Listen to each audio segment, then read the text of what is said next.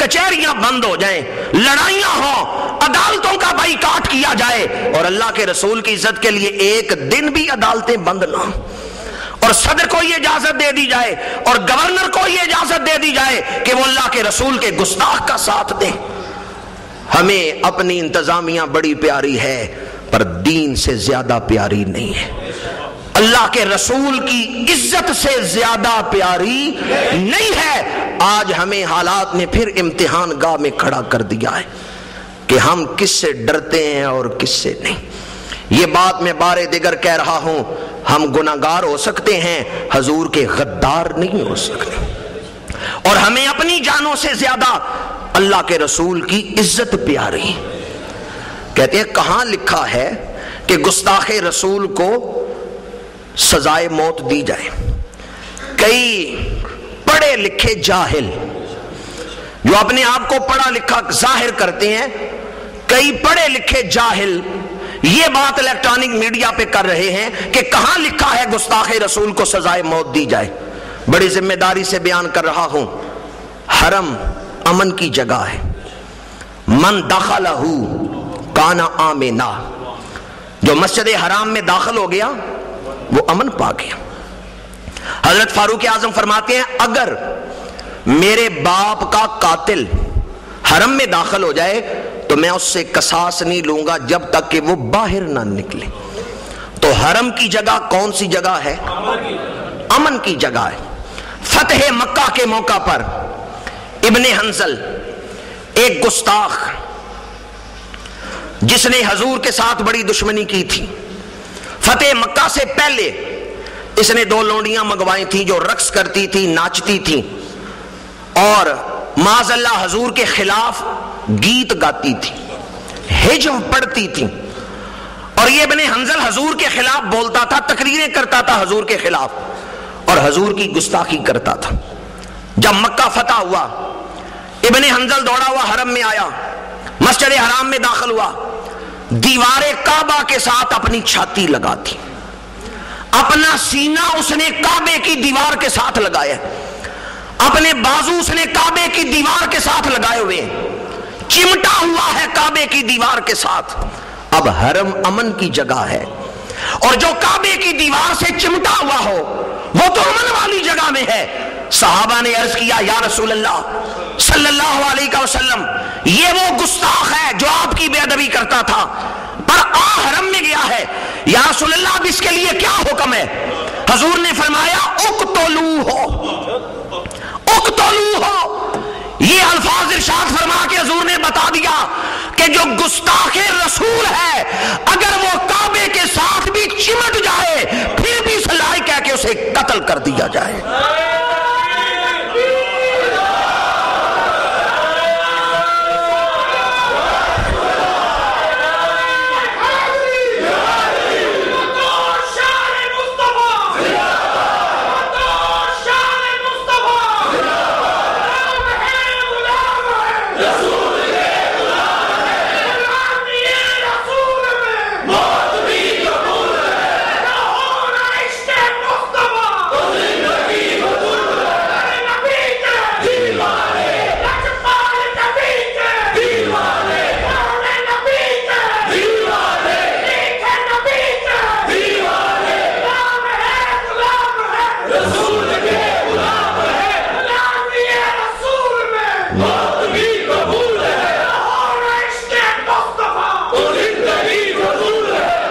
امام الانبیاء صلی اللہ علیہ وآلہ وسلم کی ظاہری حیات مبارکہ میں دونوں طرح کی حدیثیں ملتی ہیں۔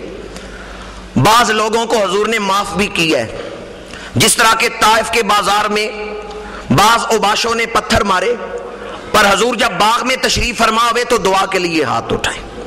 یہ حضور کا کردار تھا، یہ حضور کا اخلاق تھا، اور حضور کو حق حاصل ہے کہ جس کو چاہے معاف کریں اور جس کو چاہے شرعی سزا دیں، کیونکہ بے ادبی حضور کی گئی ہے، اس لیے حضور کو حق ہے کہ چاہے معاف کریں چاہے سزا دیں۔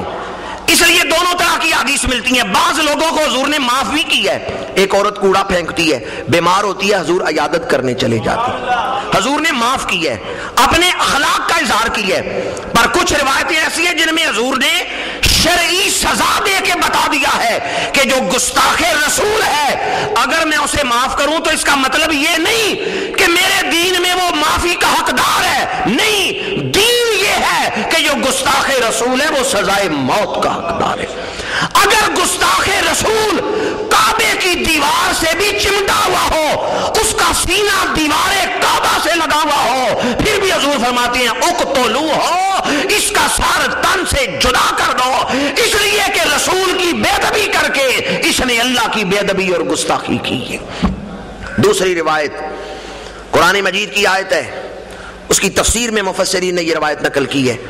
آیت ہے فلا وربک لا یؤمنون حتی یحکموک فیما شجر بینہم۔ ایک منافق اور ایک یہودی کی آپس میں لڑائی ہوئی، فیصلے کے لیے آگے حضور کی بارگاہ میں۔ حضور نے فیصلہ دونوں کی بات سن کے فیصلہ یہودی کے حق میں کر دیا۔ بارگاہ نبوت سے باہر نکلے تو یہودی خوش تھا کہ میرا حق تھا، میرے حق میں فیصلہ ہو گیا، اور حیران تھا کہ یہ جو مسلمان نما شخص ہے اس کے نبی نے حق کا فیصلہ میرے حق میں دے دیا، اور یہ نہیں دیکھا کہ جو بظاہر کلمہ پڑھنے والا ہے وہ ان کا نام لے رہے ہیں۔ یہودی حضور کی عظمت اور انصاف سے متاثر ہوا، باہر نکلے تو وہ مسلمان نما شخص جو اندر سے منافق تھا وہ یہودی سے کہنے لگا حضور نے تو فیصلہ تمہارے حق میں کر دیا ہے پر مجھے منظور نہیں، چلو صدیق اکبر کے پاس چلتے ہیں۔ حضرت صدیق اکبر کے پاس آ گئے، فیصلہ کروایا۔ حضرت صدیق اکبر کو نہیں بتایا کہ حضور کے پاس سے بھی ہو کے آئے، پر حضرت صدیق اکبر نے بھی فیصلہ اس یہودی کے حق میں کر دیا۔ حضرت صدیق اکبر نے بھی وہی فیصلہ کیا جو حضور نے کیا تھا۔ وہاں سے نکلے تو وہ مسلمان نما شخص جو اندر سے منافق تھا وہ یہودی سے کہنے لگا مجھے صدیق اکبر کا فیصلہ بھی پسند نہیں، چلو فاروق اعظم کے پاس چلتے ہیں۔ حضرت فاروق اعظم کے گھر آئے، دروازے پہ دستک دی، آپ باہر نکلے، پوچھا کدھر آئے ہو؟ اس منافق نے ساری بات سنائی اور کہنے لگا فیصلہ کریں۔ یہ نہیں بتایا حضور کے پاس اور حضرت صدیق اکبر کے پاس ہو کے آئے، بات سنائی اور کہنے لگا فیصلہ کریں۔ حضرت فاروق اعظم سوچنے لگے ابھی فیصلہ نہیں کیا کہ وہ یہودی بول پڑا، کہنے لگا فیصلہ کرنے سے پہلے عمر یہ سن لینا کہ ہم حضور کے پاس سے ہو کے آئے اور حضور نے فیصلہ میرے حق میں کیا ہے، پھر یار غار کے پاس بھی گئے ہیں انہوں نے بھی فیصلہ میرے حق میں کیا، پر اس شخص کو دونوں کا فیصلہ قبول نہیں اس لیے تمہارے پاس لے آیا۔ حضرت عمر نے فرمایا ٹھہر جاؤ میں اندر سے ہو کے آتا ہوں۔ اندر گئے اور تلوار لے کے آئے، دروازے پہ پہنچے تو تلوار فضا میں بلند کی، کہا ہا کذا اقدا من لم یرض باللہ و برسولہ، جو اللہ اور اس کے رسول کے فیصلے پہ راضی نہیں اس کا فیصلہ عمر بن خطاب کی تلوار کرے گی۔ سر قلم کر دیا، شور مچ گیا۔ اس کے قبیلے والے آئے، انہوں نے حضور کی بارگاہ میں مسئلہ پیش کیا، ہم قصاص چاہتے ہیں، یہ مسلمان تھا جسے حضرت فاروق اعظم نے قتل کر دیا۔ حضرت فاروق اعظم عرض کرتے ہیں یا رسول اللہ یہ مسلمان نہیں تھا۔ اس کے قبیلے والے کہتے ہیں یہ کلمہ پڑھتا تھا، یہ مسلمان تھا۔ فاروق اعظم کہتے ہیں اسے اللہ کے رسول کا فیصلہ قبول نہیں، وہ مسلمان کیسے ہے؟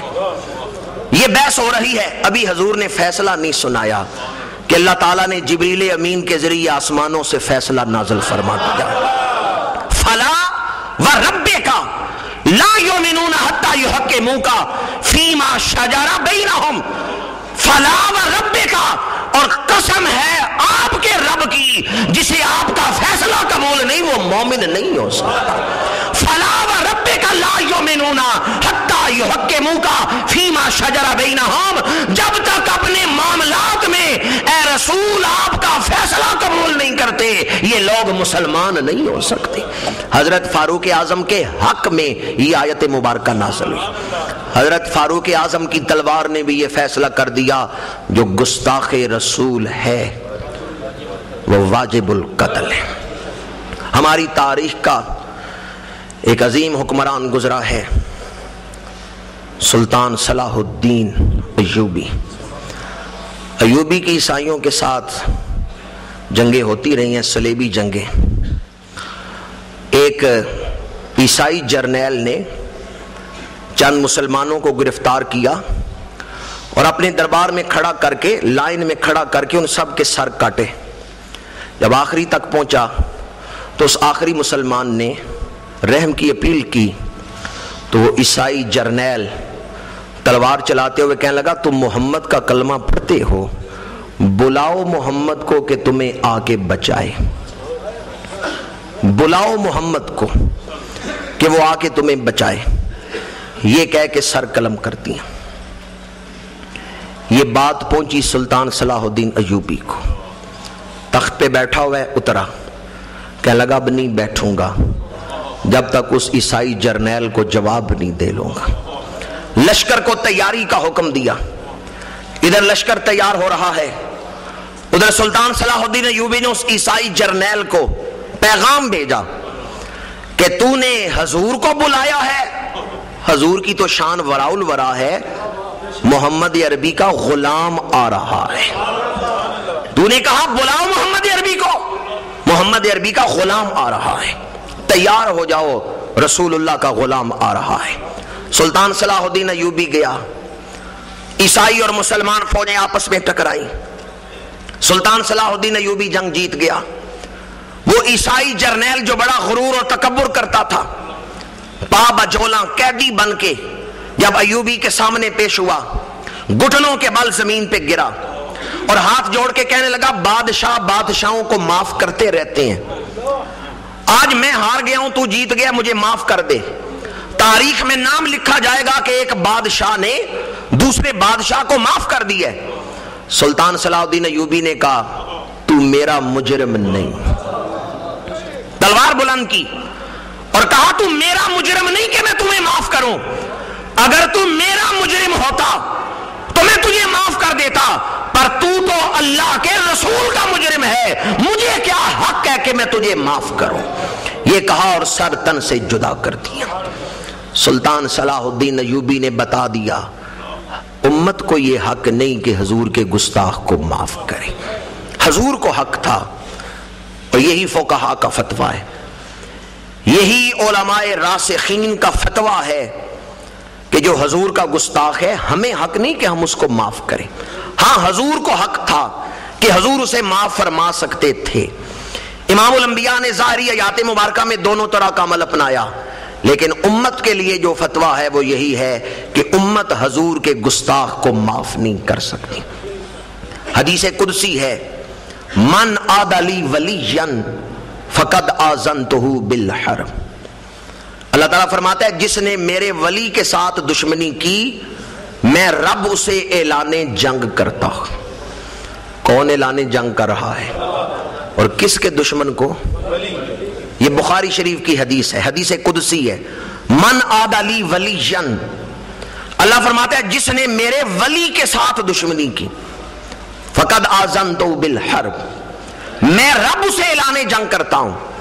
اگر ولی کا دشمن اللہ کا دشمن ہے تو نبی کے دشمن کی حالت کیا ہوگی؟ مقام کس کا زیادہ ہے، نبی کا یا ولی کا؟ نبی کا۔ ولی تو نوکر ہے نبوت کا، جو ولی ہے وہ تو نبوت کا نوکر ہے، نبی کا نوکر ہے۔ اگر ولی کی شان یہ ہے کہ اللہ تعالیٰ اس کی عزت کی حفاظت فرما رہا ہے اور اللہ تعالیٰ فرماتا ہے جو ولی کا دشمن ہے وہ میرا دشمن ہے، میں اسے اعلان جنگ کر رہا ہوں، تو نبی کے دشمن کی حالت کیا ہوگی؟ اس کے ساتھ بدرجہ اولا اللہ کا اعلان جنگ ہے یا نہیں؟ اور اب آپ مجھے دل تھام کے بتائیں، جسے اللہ اعلان جنگ کرے آپ لوگوں کی دوستی تو نہیں؟ جسے اللہ کہے میرا اس سے اعلان جنگ ہے، کوئی جرت کرے گا اس سے دوستی کرنے کی؟